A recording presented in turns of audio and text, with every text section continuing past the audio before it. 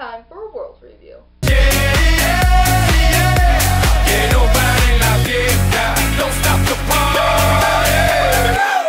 I know I've been saying I will do this world review for a long time, but we're finally getting around to it.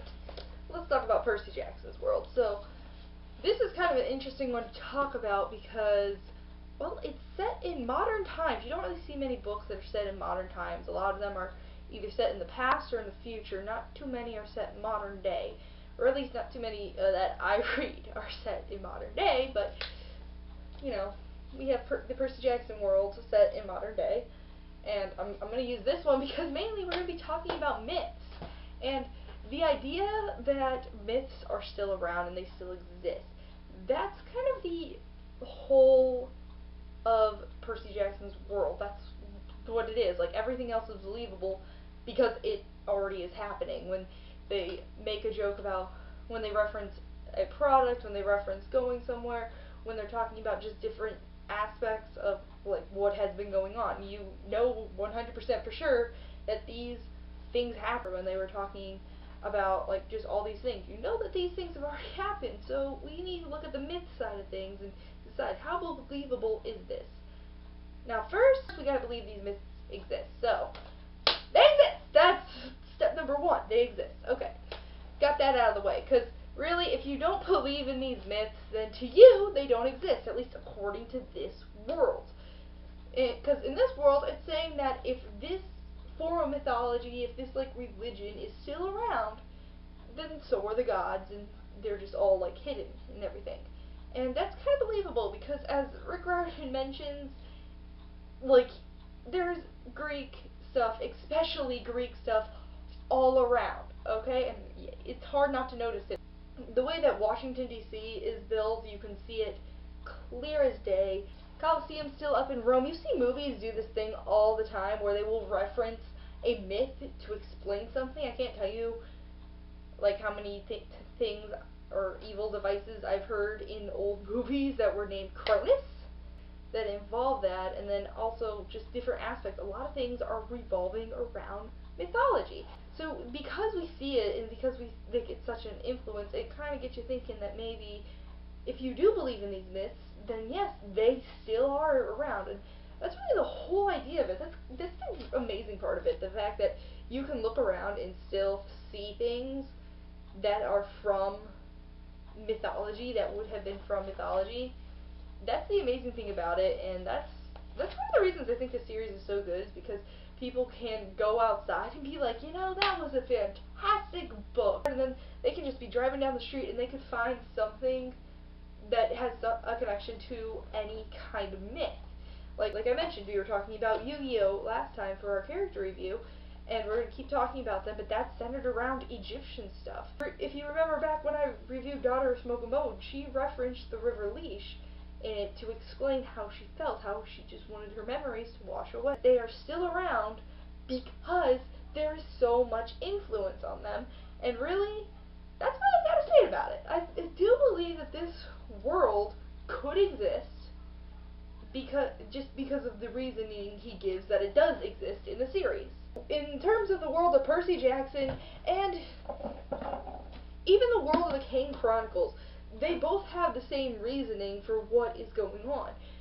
Yes, it's magic, so, you know, there's no explanation for magic. There's not like a science thing. It's not like when we talked about Divergent, where it was more of experimentation and serums and scientific factors and psychology on a society. No.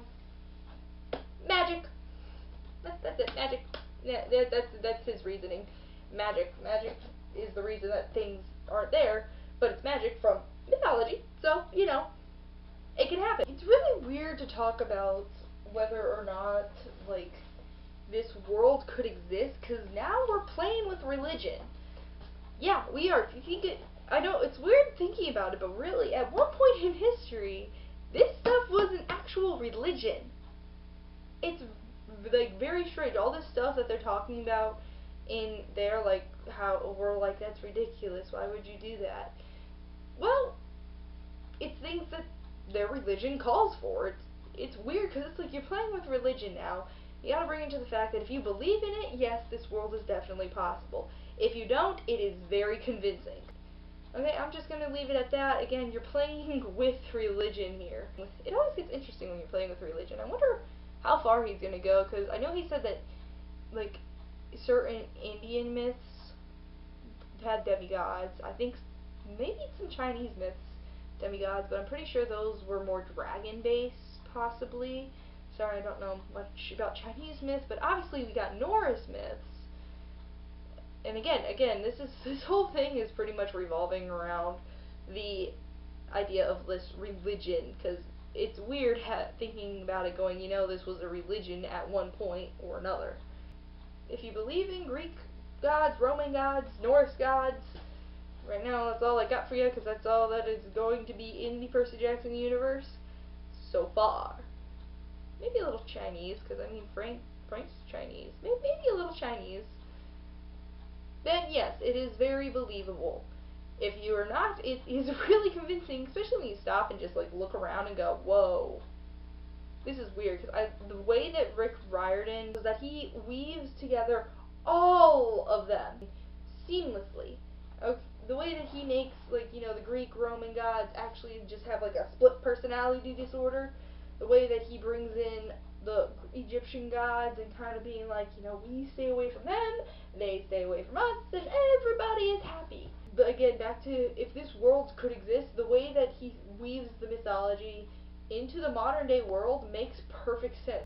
You don't know, it makes you think. It makes you wonder what's beyond what the world we see.